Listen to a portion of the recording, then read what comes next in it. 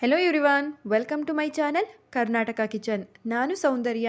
ಇವತ್ತಿನ ವಿಡಿಯೋದಲ್ಲಿ ಒಂದು ಆರೋಗ್ಯಕರವಾಗಿರುವಂಥ ಟಿಫನ್ ರೆಸಿಪಿನ ತೋರಿಸ್ಕೊಡ್ತಾ ಇದ್ದೀನಿ. ರುಚಿಯಾಗಿರುತ್ತೆ, ಮಕ್ಕಳಿಂದ ಹಿಡಿದು ದೊಡ್ಡೋರವರೆಗೂ ಕೂಡ ತಿನ್ಬೋದು.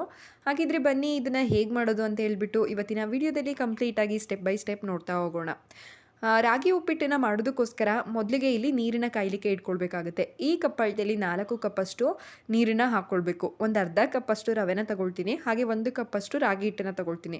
1 ಕಪ್ ರಾಗಿ ಹಿಟ್ಟು, ಅರ್ಧ ಕಪ್ಪಷ್ಟು ರವೆಗೆ ನಮಗೆ 4 ಕಪ್ಪಷ್ಟು ನೀರು ಸಾಕಾಗುತ್ತೆ. 4 ಕಪ್ನ ಹಾಕಿಬಿಟ್ಟು ಇದನ್ನು ಕಾಯಲಿಕ್ಕೆ ಇಡೋಣ. ನಾವು ಒಗ್ಗರಣೆ ಹಾಕೋ ಟೈಮ್ ಅಷ್ಟರಲ್ಲಿ ನೀರು ಕೂಡ ಕಾಯ್ದುಬಿಡುತ್ತೆ. ನಂತರ ಇಲ್ಲಿ ಒಂದು ಬಾಣಲಿನ ಇಟ್ಕೊಂಡು ಇದಕ್ಕೆ ಒಂದು 5ರಿಂದ 6 ಟೇಬಲ್ ಸ್ಪೂನಷ್ಟು ಎಣ್ಣೆನ ಹಾಕೊಳ್ತಾ ಇದ್ದೀನಿ. ರಾಗಿ ಉಪ್ಪಿಟ್ಟಲ್ಲಿ ಸ್ವಲ್ಪ ಎಣ್ಣೆ ಜಾಸ್ತಿ ಇದ್ದರೆ ಚೆನ್ನಾಗಿರುತ್ತೆ ಟೇಸ್ಟ್ ಅಂತೇಳಿ. ನಂತರ ಇದಕ್ಕೆ ಗೋಡಂಬಿ ಪೀಸಸ್ನ ಹಾಕ್ಕೊಂಡು ಸ್ವಲ್ಪ ಕಲರ್ ಚೇಂಜ್ ಆಗೋವರೆಗೂ ಕೂಡ ಫ್ರೈ ಮಾಡಿ ಸಪ್ರೇಟಾಗಿ ಎತ್ತಿಟ್ಕೊಳ್ಬೇಕಾಗುತ್ತೆ. ಈ ಗೋಡಂಬಿ ಹಾಕಿದ್ರೆ ಒಂದೊಳ್ಳೆ ಟೇಸ್ಟ್ ಬರುತ್ತೆ. ಇತ್ತು ಅಂದರೆ ಹಾಕ್ಕೊಳ್ಳಿ, ಇಲ್ಲ ಅಂದರೆ ಸ್ಕಿಪ್ ಮಾಡ್ಕೊಳ್ಬೋದು. ನೋಡಿ, ಹಿಂಗೆ ಗೋಲ್ಡನ್ ಕಲರ್ಗೆ ಟರ್ನ್ ಆದಾಗ ನಾವು ಇದನ್ನು ತೆಗೆದಿಟ್ಕೊಳ್ಬೇಕಾಗುತ್ತೆ. ನಂತರ ಅದೇ ಎಣ್ಣೆಗೆ ಸಾಸಿವೆ, ಜೀರಿಗೆ, ಕಡಲೆಬೇಳೆ, ಉದ್ದಿನಬೇಳೆನ ಹಾಕ್ಕೊಳ್ತಾ ಇದ್ದೀನಿ. ಕಡಲೆಬೇಳೆ ಮತ್ತು ಉದ್ದಿನಬೇಳೆನ 1 ನಿಮಿಷ ಸ್ವಲ್ಪ ಕಲರ್ ಚೇಂಜ್ ಆಗೋವರೆಗೂ ಕೂಡ ಫ್ರೈ ಮಾಡ್ಕೊಳ್ಳೋಣ.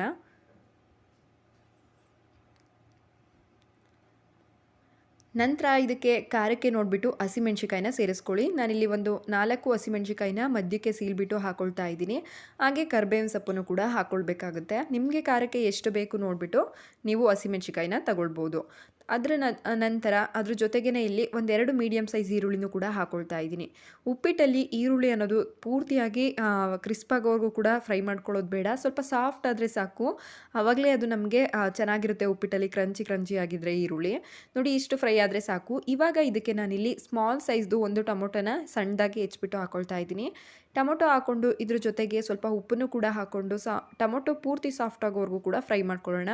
ಉಪ್ಪು ಹಾಕ್ಕೊಳ್ಳೋದ್ರಿಂದ ಬೇಗ ಟೊಮೊಟೊ ಕೂಡ ಸಾಫ್ಟ್ ಆಗುತ್ತೆ. ಹಾಗಾಗಿ ನೋಡ್ತಾ ಇರ್ಬೋದು ನೀವು, ಈ ರೀತಿಯಾಗಿ ಟೊಮೊಟೊ ಎಲ್ಲ ಪೂರ್ತಿ ಸಾಫ್ಟ್ ಆಗಿದ್ದಾದ ನಂತರ ಇವಾಗ ಇದಕ್ಕೆ ನಾನಿಲ್ಲಿ ಅರ್ಧ ಕಪ್ಪಷ್ಟು ರವೆನ ಹಾಕ್ಕೊಳ್ತಾ ಇದ್ದೀನಿ. ಸೂಜಿ ರವೆನ ಹಾಕ್ಕೊಳ್ತಾ ಇದ್ದೀನಿ. ಇದನ್ನು ಕೂಡ 1-2 ನಿಮಿಷ ಮೀಡಿಯಮ್ ಉರಿಲಿಟ್ಬಿಟ್ಟು ಹದವಾಗಿ ನಾವು ಹುರ್ಕೊಳ್ಬೇಕಾಗುತ್ತೆ. 1-2 ನಿಮಿಷ ಹುರಿದಿದ್ದಾಗಿದೆ. ಇವಾಗ ಇದಕ್ಕೆ ನಾವಿಲ್ಲಿ ರಾಗಿ ಹಿಟ್ಟನ್ನು ಹಾಕ್ಕೊಳ್ಬೇಕಾಗುತ್ತೆ. 1 ಕಪ್ಪಷ್ಟು ರಾಗಿ ಹಿಟ್ಟನ್ನು ಹಾಕ್ಕೊಳ್ತಾ ಇದ್ದೀನಿ. ರಾಗಿ ಹಿಟ್ಟು ಹಾಕಿದ್ಮೇಲೆ ಇದನ್ನು ಕೂಡ ನಾವು ಒಂದು 3-4 ನಿಮಿಷ ಮೀಡಿಯಮ್ ಉರಿಲಿಟ್ಬಿಟ್ಟು ಆ ಹಸಿ ಸ್ಮೆಲ್ ಹೋಗೋವರೆಗೂ ಕೂಡ ಹದವಾಗಿ ಹುರ್ಕೊಳ್ಬೇಕಾಗುತ್ತೆ. ಹೈ ಫ್ಲೇಮ್ ಇಟ್ಟು ಹುರ್ಕೊಳ್ಬಾರ್ದು. ಮೀಡಿಯಮ್ ಉರಿಲಿಟ್ಟು ನಾವು ಈ ರೀತಿಯಾಗಿ 3-4 ನಿಮಿಷ ಹುರ್ಕೊಳ್ಬೇಕು. ಇಷ್ಟು ಮಾಡೋ ಅಷ್ಟರಲ್ಲಿ ನಮಗೆ ನೀರು ಕೂಡ ಕಾಯ್ದಿರುತ್ತೆ. ಆ ನೀರನ್ನು ತೆಗೆದು ನಾವೀಗ ಉಪ್ಪಿಟ್ಟಿಗೆ ಸೇರಿಸ್ಕೊಳ್ಳೋಣ. ನೋಡಿ, ಬಿಸಿ ಆಗಿರೋವಂಥ ನೀರನ್ನು ಹಾಕ್ಕೊಂಡಿದ್ದಾದರೆ ನಮಗೆ ಪಟ್ಟಂತ ರೆಡಿ ಆಗಿಬಿಡುತ್ತೆ. ತಣ್ಣೀರನ್ನು ಸೇರಿಸ್ಕೊಳ್ಬೇಡಿ, ಈ ರೀತಿಯಾಗಿ ನೀರನ್ನು ಕಾಯಿಸಿ ಹಾಕ್ಕೊಳ್ಳಿ. ನೋಡಿ, ನೀರು ಹಾಕಿದ್ದಾದ್ಮೇಲೆ ನೀಟಾಗಿ ಒಂದ್ಸಲ ಮಿಕ್ಸ್ ಮಾಡ್ಕೊಳ್ಳೋಣ. ಉಪ್ಪನ್ನ ಸ್ಟಾರ್ಟಿಂಗ್ ಹಾಕಿರ್ತೀವಿ, ಇಲ್ಲಿ ನೋಡಿ ಸೇರಿಸ್ಕೊಳ್ಬೋದು. ನೋಡಿ, ನೆಕ್ಸ್ಟ್ ನಾನು ಒಂದು ಲೆಡ್ನ ಕ್ಲೋಸ್ ಮಾಡಿಬಿಟ್ಟು 1-2 ನಿಮಿಷ ಅರಳಲಿಕ್ಕೆ ಬಿಡ್ತಾ ಇದ್ದೀನಿ ಅಷ್ಟೇ. ಜಾಸ್ತಿ ಹೊತ್ತು ಬೇಡ, 1-2 ನಿಮಿಷ ಬಿಟ್ಟರೆ ಸಾಕು. ನಂತರ ತೆಗೆದು ರುಚಿಗೆ ಏನಾದರೂ ಬೇಕು ಅಂತ ಅನಿಸಿದರೆ ಸ್ವಲ್ಪ ಉಪ್ಪನ್ನು ಹಾಕ್ಕೊಳ್ಳಿ. ಫಸ್ಟೇ ಟೊಮೊಟೊ ಫ್ರೈ ಆಗುವಾಗ ಹಾಕಿರ್ತೀವಿ. ಇಲ್ಲಿ ನಿಮ್ಗೆ ಎಷ್ಟು ಬೇಕು ರುಚಿಗೆ ನೋಡಿಬಿಟ್ಟು ಸೇರಿಸ್ಕೊಳ್ಬೇಕಾಗುತ್ತೆ. ಉಪ್ಪು ಹಾಕಿದ ಮೇಲೆ ಒಂದ್ಸಲ ಚೆನ್ನಾಗಿ ಮಿಕ್ಸ್ ಮಾಡ್ಕೊಳ್ಳಿ. ರಾಗಿ ಉಪ್ಪಿಟ್ಟು ಅನ್ನೋದು ಗಟ್ಟಿಯಾಗಿರಬಾರ್ದು. ನೀವು ವಿಡಿಯೋದಲ್ಲಿ ನೋಡ್ತಾ ಇದ್ದೀರಲ್ಲ, ಈ ಹದದಲ್ಲಿ ಇದ್ರೇ ಚೆಂದ, ಸ್ವಲ್ಪ ತಳವಾಗೇ ಇರಬೇಕು. ಕೊನೆಯದಾಗಿ ಸ್ವಲ್ಪ ಕೊತ್ತಂಬರಿ ಹಾಗೆ ತೆಂಗಿನಕಾಯಿ ತುರಿನ ಹಾಕ್ಕೊಳ್ತಾ ಇದ್ದೀನಿ. ತೆಂಗಿನಕಾಯಿ ತುರಿ ಹಾಕ್ಕೊಳ್ಳೋದ್ರಿಂದ ಒಂದೊಳ್ಳೆ ಟೇಸ್ಟ್ ಇರುತ್ತೆ. ಇದನ್ನಂತೂ ಸ್ಕಿಪ್ ಮಾಡ್ಕೊಳ್ಬೇಡಿ, ತುಂಬಾ ಚೆನ್ನಾಗಿರುತ್ತೆ ತೆಂಗಿನಕಾಯಿ ತುರಿನ ಈ ರಾಗಿ ಉಪ್ಪಿಟ್ಟಿಗೆ ಸೇರಿಸ್ಕೊಳ್ಳೋದ್ರಿಂದ. ಇದ್ರ ಜೊತೆಗೆ ಒಂದು ಅರ್ಧದಿಂದ 1 ಟೇಬಲ್ ಸ್ಪೂನ್ ಆಗೋವಷ್ಟು ತುಪ್ಪನ ಹಾಕ್ಕೊಳ್ಳಿ. ನಿಮ್ಗೆ ಎಷ್ಟು ಇಷ್ಟ ಆಗುತ್ತೋ ಅದನ್ನು ನೋಡಿ ಹಾಕ್ಕೊಳ್ಳಿ.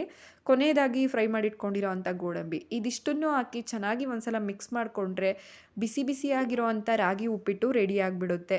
ಎಷ್ಟು ಈಸಿಯಾಗಿ ಮಾಡ್ಕೊಳ್ಬೋದು, ಅಷ್ಟು ಆರೋಗ್ಯಕರವಾಗೂ ಕೂಡ ಇರುತ್ತೆ. ಇದ್ರ ಜೊತೆ ಮಕ್ಕಳಿಗೆ ಕೊಡೋದಿತ್ತು ಅಂತ ಅಂದರೆ ಸ್ವಲ್ಪ ಸಕ್ಕರೆ ಸೇರಿಸ್ಕೊಡಿ, ಅಥವಾ ಚಟ್ನಿ ತಿನ್ನೋದಕ್ಕಂತೂ ತುಂಬಾ ಚೆನ್ನಾಗಿರುತ್ತೆ. ಕಾಯಿ ಚಟ್ನಿ ಜೊತೆ ಒಂದೊಳ್ಳೆ ಕಾಂಬಿನೇಷನ್ ಆಗಿರುತ್ತೆ. ತಡವಾಗಿರೋ ಅಂಥ ಈ ರಾಗಿ ಉಪ್ಪಿಟ್ಟು ಜೊತೆ ಚಟ್ನಿ ಕಾಂಬಿನೇಷನ್ ತುಂಬಾ ಚೆನ್ನಾಗಿರುತ್ತೆ. ಈ ರಾಗಿ ಉಪ್ಪಿಟ್ಟು ರೆಸಿಪಿ ನಿಮ್ಮೆಲ್ಲರಿಗೂ ಇಷ್ಟ ಆಗಿದೆ ಅಂದ್ಕೊಳ್ತೀನಿ. ಇಷ್ಟ ಆಗಿದ್ದರೆ ಲೈಕ್, ಶೇರ್ ಮಾಡಿ, ಕಮೆಂಟ್ ಮಾಡಿ.